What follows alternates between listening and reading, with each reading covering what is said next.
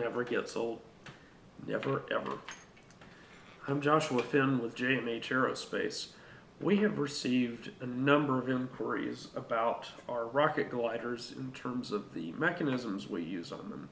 However, as cool as the Switchblade is, that's not the one that people are interested in. They're interested in this guy, dubbed the Interceptor II, and I have received a number of inquiries recently as to how does that thing work? And I have to admit, it's fun. Now, you may think this is a unique design, but as some people have drawn the connection, this aircraft actually traces its concept back into World War II with the AJ Interceptor by Jim Walker. What a lot of people do not know is that the Interceptor was actually not merely designed as a toy. It was actually used as a target drone. And Jim Walker not only developed the aircraft, but developed a special launcher that could fire the aircraft quite high up into the air so that it could then be used as a gunnery target by ground troops. And he made a lot of them for the military, in addition to the ones that he sold on the civilian market, both before and after the war. And if you go online and search for American Junior Classics, you can still find the Interceptor for sale. But, with all that said, let's talk about this aircraft. A lot of people have asked me for plans for this airplane. They do not exist. And as much as I would like to oblige people in their desire to pursue this design, I'm not going to draw plans for it because it is quite complex. The entire idea for me, inspiration really of this design for me, was the AJ Interceptor and the idea of being able to take that concept and put it on a rocket and be able to get a little bit of an altitude advantage. As it turns out, that's not quite as great of an idea. But for now, we're going to talk about the mechanisms on this aircraft. So we have a trip line, retaining line, which is the heart of the entire mechanism. And so we'll want to show this in pretty good detail. We have an eyelet up on the top that pulls this wing forward. And down inside is a rubber band running from this hook. And it runs all the way down, and we'll show where that hook ends up later on.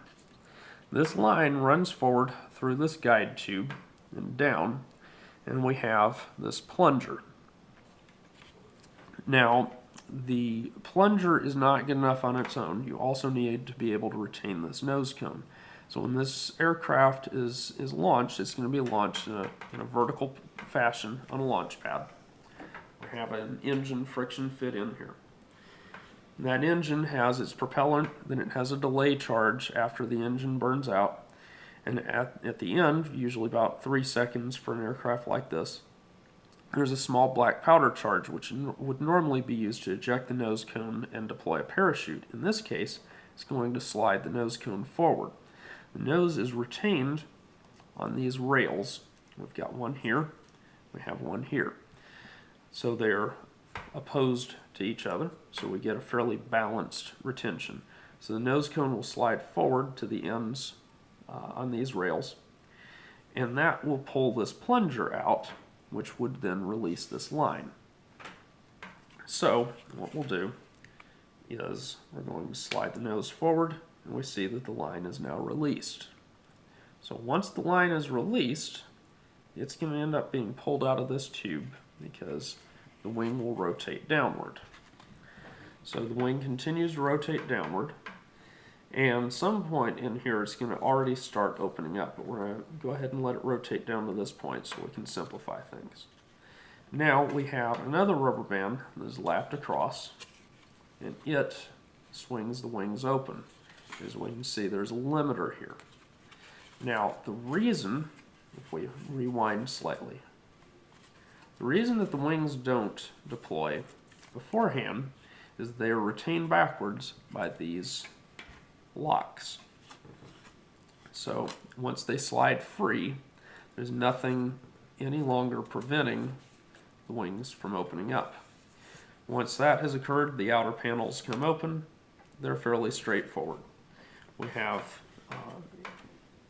a plastic hinge material here, and the dihedral sanding in the tips controls how far they deploy on both sides.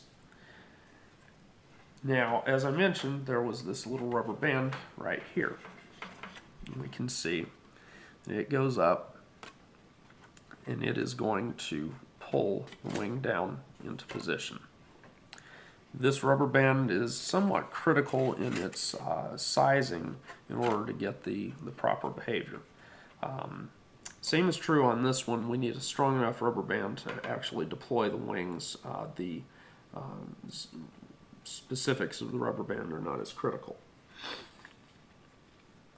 Now, as you can see, there are a lot of little bits and pieces. The purpose of this component right here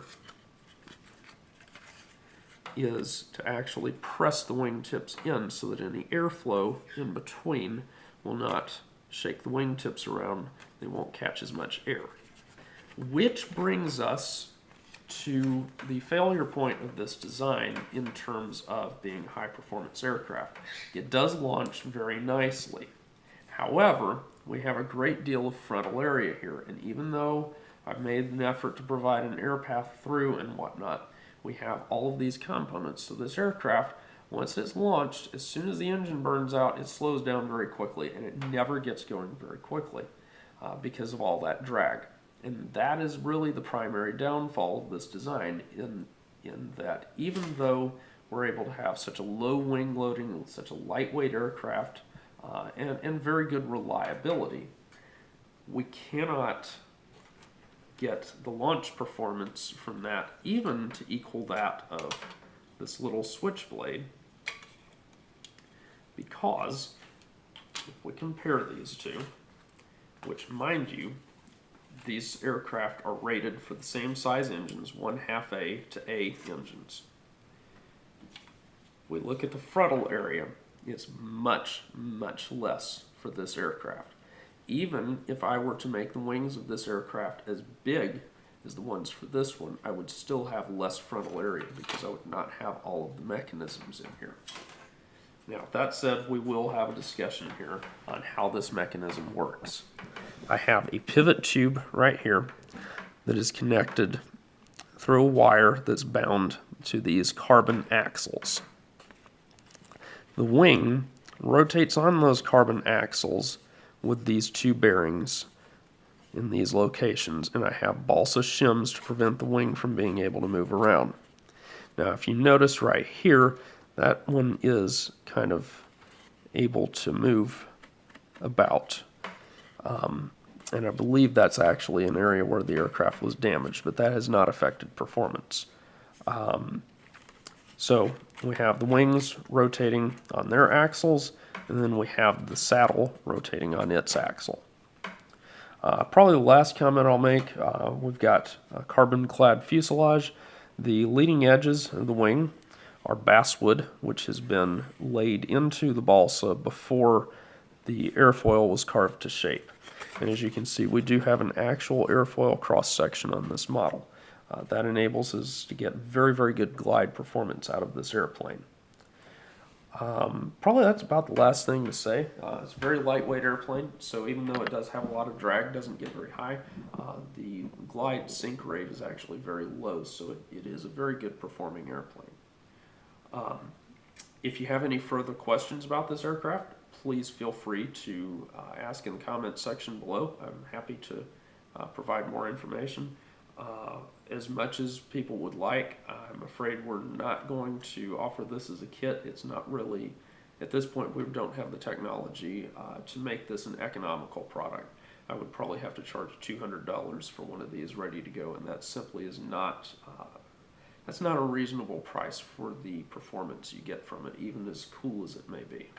So I suppose that the closing thing should be to let people watch it one more time. If we don't do that.